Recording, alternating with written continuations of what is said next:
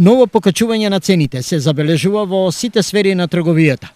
Што ќе превземе владата беше прашан денеска премиерот Христијан Мицкоски.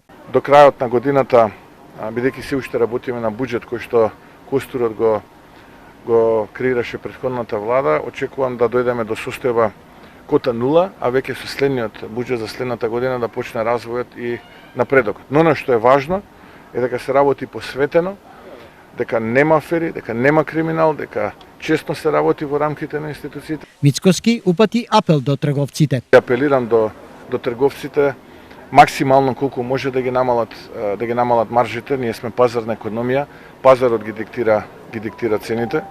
Ако влеземе во една политика на ограничување, тогаш видовте какви резултати таа политика ни даде. Ни даде спротивни ефекти од тие кои што ги очекувавме. Премиерот Мицкоски денес изјави дека измените во законот за пензии вчера помина на влада, со што се отвара патот за линеарно зголемување на пензиите.